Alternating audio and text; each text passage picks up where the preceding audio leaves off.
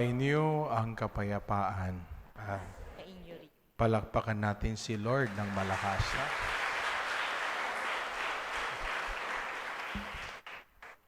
Harapin ang katabi.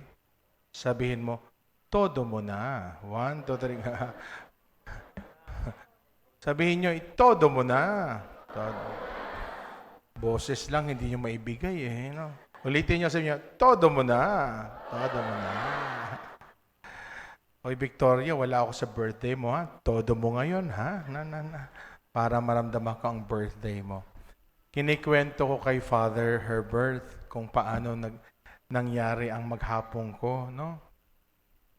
Alam ito, Herbert, ni Ina, sabi ko, ano kaya tawagan ko na lang si Herbert? Sabihin ko sa kanya, Herbert, pas muna, na? Kasi nga, naisip ko kahapon, Diyos ko, nagsimula yung umaga ko 6:00 sa parokya. Pagkatapos napunta ako sa eskwelahan, yung 7:30 Mass. Tapos takbo ako sa Manila Cathedral. Pagkatapos, takbo ako dito sa Sheraton para sa MAPSA. Pagkatapos, tumakbo naman ako dito sa Presbyteral. Ang tagal-tagal na mga pare mag-usap, no? Mga madadaldal, no? Sabi ko, pag hindi pa kayo natapos, uuwi na ako. Sabi ko, Father Herbert, huwag kang aalis. Baka matraffic. Sabi ni Father Herbert, aw! Hindi ko, Father Herbert, alam, aso ka na pala ngayon. Sabi niya, aw! Sabi ko, Lord, sana makarating po ako, no? Tamang-tama, bago ako umalis doon, bigla ba ako sinabi ni Cardinal, di ba Bicolano ka? Sabi ko, opo. At marunong ka mag-Bicol? Sabi ko, opo. Paalala sa akin yon na dapat huwag kong kalimutan ang misa ngayong gabi. Amen? Amen. Ito ang konteksto ng Ebanghelyo sa ngayon. Si Jesus naglalakbay papuntang Jerusalem. At yung mga tao tuwang-tuwa. Sabi niya, Lord, sige na. Sugod na tayo sa Jerusalem. Para yung mga Romano, mapatalsik na natin. Yun ang kanilang kaisipan na si Jesus, ang kanyang paghahari ay makalupang paghahari. At dito, nagsimula si Jesus mangaral. Ipinaliwanag ni Jesus ang kahulugan ng kanyang pagpunta dito. Kaya nga, sa araw na ito, yung tema ay itodo. Anong ibig sabihin ng itodo? Pag nagdadasal ka, todo mo na. Pag ikaw ay nagtatrabaho, itodo mo na. Pag ikaw ay naglilingkod, itodo mo na. May nakita akong yung sa mga after election, sabi, maglingkod kayo sa simbahan, hindi kayo matatalo. No? Yung iba kung anong mga gustong gawin sa buhay. No? Kaya nga, sa araw na ito, tatlong bagay po ang nais kong tandaan ninyo. Una, recognize. Pangalawa, share. Pangatlo, serve. Sabihin nyo, recognize. Sabihin nyo sa katabi nyo, hindi kita kilala. Sabihin nyo,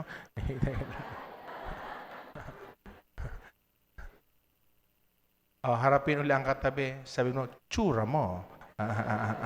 Hindi kita kilala. No? Alam nyo, bilang mga Kristiyano at alagad ni Jesus, iba kung may Diyos kang kinikilala. Do you agree with me? Yes or no? Yeah. Iba yung pag-iisip, iba yung pagharap sa problema, iba yung pagharap sa hamon ng buhay, iba talaga. Kaya para sa akin, yon ang napakahalaga. Makilala ang Diyos. Pag nakilala mo ang Diyos, solve na ang problema mo. At yon ang pagsumikapan natin gawin araw-araw. Yung patuloy na makilala ang Diyos. Gabi-gabi, sa parokya, nagsasara kasi alas 8. Pag alas 7, papasok na ako. Ikot ako ng ikot. No? Nagdadasal. At the same time, exercise. No? Subukan mo yun, Herbert, di ka nag-exercise. Ang laki-laki mo na, ha? Nalalakad ako. Pagkatapos nun, kagabi may sumalubong sa akin. Sabi niya, Father Nolan, ako'y makasalanan. Sabi sa akin, kilala ko sa parokya, Father Nolan, ako'y makasalanan. Sabi ko, hindi ka lang makasalanan, malandi ka pa. Father talaga. Ginaganon-ganon niya ako. Sabi niya, Father Nolan, ang katulad ko ba na napakatindi ng kasalanan, mapapatawad pa ako ng Diyos? Sabi niya sa akin. Sabi ko, ba't hindi mo subukan? Mangumpisal ka ngayon. Sabi niya, ayoko sa'yo. Malalaman mo ang mga matindi kong kasalanan. Ikaw talaga, hindi ka lang malandi. Marami ka bang sikreto sa buhay, ha? Sabi ko sa kanya, pag nakilala mo ang Diyos, makikita mo yung tindi ng pagmamahal ng Diyos na walang pagkakamali, walang kasalanan na hindi pwede niyang patawarin. Amen? Mahalaga yon, makilala ang Diyos. Alam nyo, araw-araw yun ang aking sinususugan palagi. Yung makilala ang Diyos lalo, no? Makilala ang Diyos. At pag nakilala mo ang Diyos, lahat na nangyayari sa iyo sa buhay, tinatanggap mo ito. Hindi mo man ito maintindihan sa pangkasalukuyan, pero kinalaunan, when you try to look back, naiintindihan mo kung bakit. Amen? Amen? Ito ha, totoo ito. Nung ako'y tawagan ni Cardinal, that was 24 years ago, Pasko, tinawagan ako ni Cardinal Sin. Na ako daw ay mapupunta, ang ganda pa naman ng mga intro. Alam mo si Cardinal Sin, maraming mga intro yon. Sabi niya, Good morning, Father Nolan. Bago ako natulog kagabi, wala ako ibang naisip, yung pangalan mo. Mga ganun-ganun ako. At gusto kitang batiin ng Merry Christmas and a Happy New Year. Akala ko yun na. At dapat maganda ka na dahil malilipat ka na. Sabi ko, at pupunta ka sa parokya ng Peña Francia. Goodbye. Ina ba? Hindi man ako tinanong kung gusto ko. Hindi man ako tinanong. Bigla akong bumalik sa table. Sabi ng Paris Bis ko, sino ang kausap mo? Sabi ko, si Cardinal Sin. Ano ang sabi? Hinahanap niya ako. Sabi niya, wow. Hindi kami hinanap? Hindi. Sabi ko sa kanya. Anong sinabi niya? Binati niya ako Merry Christmas. Kami hindi binati? Hindi. Sabi niya, bakit parang galit ka? Kasi kako, ang ibig palang sabihin noon, ako ay malilipat na. Sabi ko, Pasko pa naman. Sabi sa akin ng Paris Bis, lumipat ka. Sabi ko, hindi ka malulungkot na mawawala ako. Sabi ng Paris Bis sa akin, ang mahalaga, pag kilala mo ang Diyos, magtitiwala ka kahit sa mga bagay na mahirap tanggapin. Amen? Amen. At alam nyo, baon-baon ko, pinangangalandakan ko ito. Alam mo, Father Herbert, walang kasing saya ang buhay dito sa Peña Francia. Amen? Amen. Totoo yan. Makasama mo yung mga chismosang matatandang yan. Amen. Totoo yan. Napakasaya, no? Napakasaya, no? Ito ito'y totoo. Dahil ang una kong experience dito, Father Herbert, naglalakad ako dyan sa labas. No? May mga nagiinuman dyan. Dati, wala na siguro naglilibot kami kasama si Ate Ruth. Naka-short din ako, naglibot. Sabi sa akin, bago ka pala dito, inom ka muna dito. Sabi ni Ate Ruth, Paris Bis natin yan, bagong Paris Bis. Batang-bata. Sabi sa akin, no? Di ko makalimutan yun, no? Kaya alam nyo, kahit saan ako pumunta, baon-baon ko yun. Pinangangalandakan ko na nagkaroon ako ng napakagandang karanasan dito sa parokya ng Peña Francia na lalo kong nakilala ang Diyos. Amen? Amen. Diba? Father Herbert, parang naiiyak ka na, ha? Tandaan mo, nakaisang taon ka na ba? Di ba? Next, mag-iisang taon ka na, Siguro nag-iisip ka na kung kailan ka malilipat, ano? Totoo, no? Totoo, hindi ko iniisip na malipat ako. Diba? Tuwang-tuwa ako dito. Sabi ko, Lord, kung gusto mong dito na ako mag-retire, okay lang sa akin. Diba? Miss na miss ko yung maglakad dyan, tapos may mga tae ng aso sa daan. Maganda. Namimiss ko yun, no? Ngayon naman iba, doon sa San Rafael, iba naman ang namimiss ko sa Balutondo. Namimiss ko naman doon, amoy tinapa. Isang araw sabi ko sa mga teacher, ano ba dito? Di ba ka naglinis ng eskwelahan? Dapat malinis lagi yung eskwelahan. Father, ang linis-linis naman po. Sabi ko, kung malinis ito, anong naaamoy ko? Sabi ng mga teachers, Father, kayo lang po nakakaamoy. Kami po, wala kami naaamoy. No? Sabi sa ako. Tapos kinalauna sabi ng principal, Father, mga ilang buwan pa, wala ka nang maaamoy. Kasi, kaamoy mo na sila. No? Alam mo, pag nakilala mo ang Diyos, lahat ng tao na nakikita mo ang Diyos sa kanila. Lahat ng tao na makakasalamuha mo, ang dinadala mo ay ang presensya ng Diyos. Makilala si Lord. Amen? Amen. Pangalawa, hindi nagtatapos sa makilala si Lord, makilala ang Diyos. Pangalawa, ipakilala si Lord. Share. Sabi niyo, share. Lakasan niyo, share. Hindi ko alam kung naalala pa ito, no? Naalala pa ito ni Kuya Rodel, no? Yung first meeting natin dito, no? First meeting, naalala ko yung first, baka nag-meeting dito, no? Palaging yung mga naka-meeting ko noon. Ewan ko, mabuhay pa ba yun? Mga naka-meeting ko noon? Mga buhay pa ba yun? Hindi ko na alam, hindi ko nakikita dito. Mukhang patay na rin, no? Basta di ba? Pag mga nakaka-meeting mo, maraming mga bida-bida, no? Sabihin niyo sa katabi niyo, huwag kang bida-bida. Sabihin niyo, bida-bida.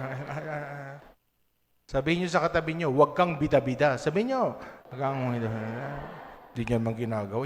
Yung mga nasa likod, tumatawa lang ng tumatawa. Ano? Sabihin niyo sa katabi niyo, mga nasa likod, huwag kang bida-bida. Sabihin mo.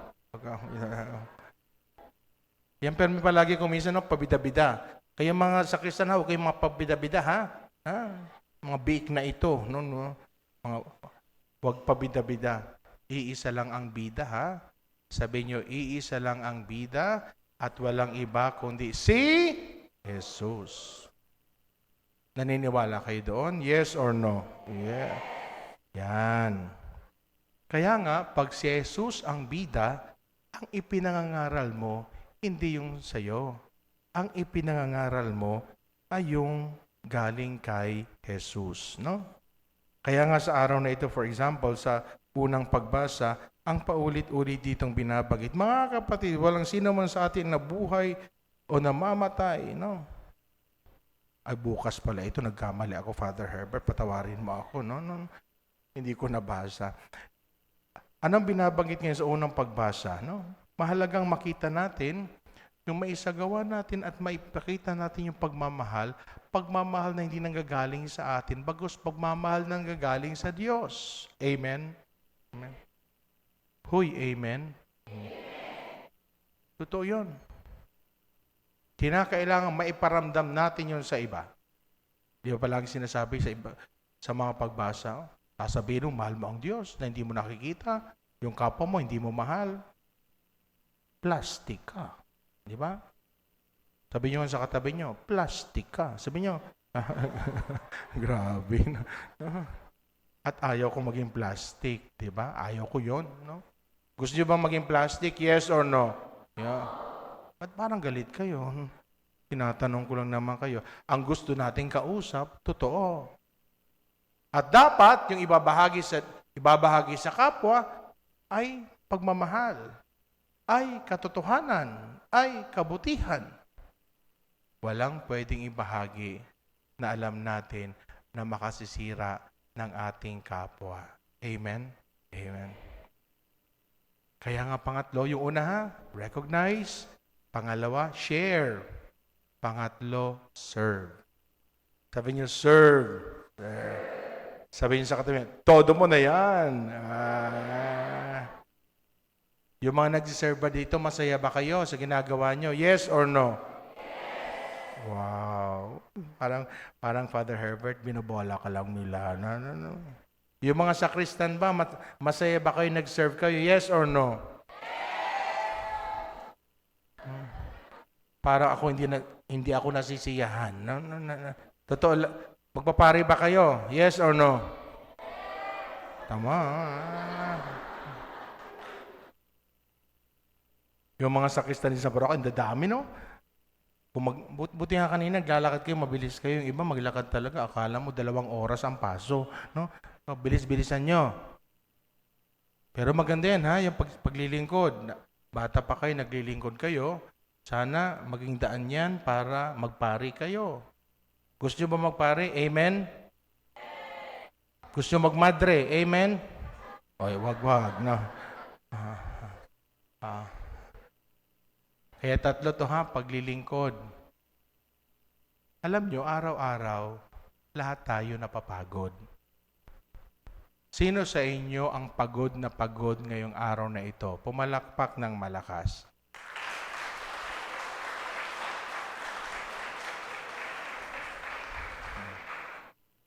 Sabihin nyo sa katabi nyo, magpahinga ka na.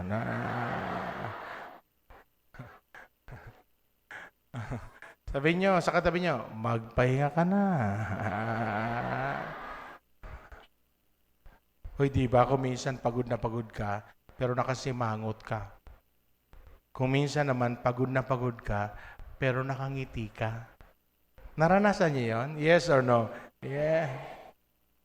Mamili kayo. Anong gusto niyo? Yung pagod na nakasimangot o pagod na masaya? Sagot? Sagot. Wala namang taong hindi napapagod. Kahit walang ginagawa, nakakapagod. Diba? Yung paglilingkod na ito, hindi pwedeng maglingkod na hindi pinapawisan. Maniwala kayo. Hindi pwedeng maglingkod na hindi ka nagbabanat ng buto. Hindi pwede yun. Hindi ka pwedeng maglingkod na nakaupo ka lang. Kinakailangan tumayo. At gusto ko yon, yung pagtatayo. Ibig sabihin, pag tumatayo ka, ibig sabihin, itinataya mo. Hindi lamang ang kamay mo. Itinataya mo ang buong katawan mo. Dahil ikaw ay nakatayo. Amen? Amen? At yon ang ibig sabihin ng itodo. Mamaya, mga sakristan may pagkain, itodo nyo rin. Tuwang-tuwa. So yon, ipagdasal natin ha sa araw na ito, habang tayo ay namiminto sa mahal na ina. Yung itodo natin yung pagkilala sa Diyos. Itodo natin yung pagbabahagi sa iba. At itodo natin ang ating paglilingkod. Hindi ito imposible. Ginagawa natin ito. Tayo ay binigyan ng Diyos ng pagkakataon at wag natin ito sasayangin dahil ito na yung paghahanda natin sa ating paglalakbay patungo at pauwi sa Ama. Amen? Amen. Kahapon may malaking balita akong natanggap, no? Gusto nyo ibahagi ko sa inyo? Yes or no? Wag na, akin na lang na para ma-excite na. Tandaan nyo ha, kaya huwag kayong magsawang magdasal. Lahat ng panalangin hindi mauuwi sa wala. Tandaan nyo yan ha. Lahat ng panalangin ay hindi mauuwi sa wala. Amen? At yun ang gagawin natin habang tayo ay patuloy nakikilalanin ang Diyos, ipapamahagi ang Diyos, at paglilingkuran ang Diyos. Pabalutin natin itong mga bagay na ito sa isang taimtim na panalangin. Mahal na Ina, salamat sa pagkakataon na makapagdiwang ng misa, no? Kasama ang si Father Herbert at ang mga taga-parokya ng Peña Francia. Naway patuloy mo kaming yakapin, mahalin, kalingain at ipagdasal ang aming mga kahilingan.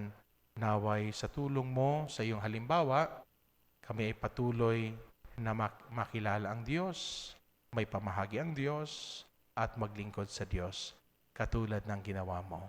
Amen.